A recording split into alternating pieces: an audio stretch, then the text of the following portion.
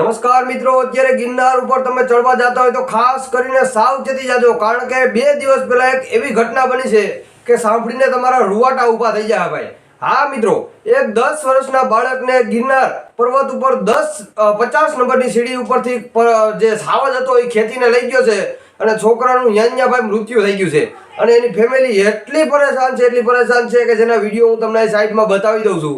ભાઈ ખરેખર બહુ ખરાબ ઘટના બની છે અને ભાઈ જે લોકો અત્યારે ગિરનાર ઉપર ફરવા જાય છે ખાસ કરીને સાવચેતી જાજો, કારણ કે ત્યાં આજુબાજુ વાતાવરણ એવું થઈ ગયું છે કે જીવ જનાવર જે છે એ આજુબાજુ જ ફરે છે, હાવજ છે, કોઈ દીપડા છે।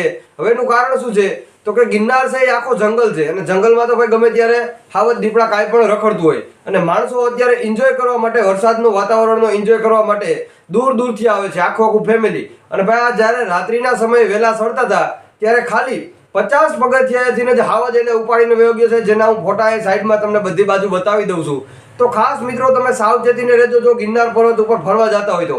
બાકી ખરેખર ગિરનાર પર્વત ઉપર ફરવાની બહુ મજા આવે છે, પણ 2 દિવસ મિત્રો સતત ત્યાં બહુ ભાગદોડ થઈ છે અને પોલીસવાળા પણ ખૂબ હેરાન થયા છે, વન વિભાગના માણસો પણ હેરાન થયા છે અને જ્યારે એ સાવજનું પણ રેસ્ક્યુ કરી લેવામાં આવ્યું છે, જેના પણ હું અહીં તમને વિડીયો બતાવી દઉં છું। હવે મિત્રો સતત 23 કલાક સુધી ગિરનાર પર્વત જે છે એ બંધ થઈ ગયો હતો। એનું કારણ છે કે મેન જે દરવાજો હતો જે અહીંયાથી ચડવાનો સીડી ઉપર, એ 23 કલાક સુધી ઇતિહાસમાં પહેલી વાર એવું બન્યું છે કે 23 કલાક સુધી ભાઈ એ પર્વત બંધ રહ્યો છે, ત્યાં કોઈ માણસો આવી નથી શક્યું।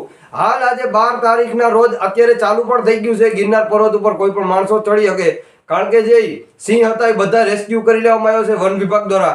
તો ખાસ મારા તરફથી આ તમને જાણકારી આપું છું કે જો તમે ગિરનાર પર્વત ઉપર ફરવા જતા હોય તો સાવચેતીને રહેજો, ફરવા જાઓ એમાં કોઈ વાંધો નહીં, પણ તમારું અને તમારા પરિવારનું અને તમારી પોતાનું સેફટીનું જરૂર ખાસ ધ્યાન રાખજો।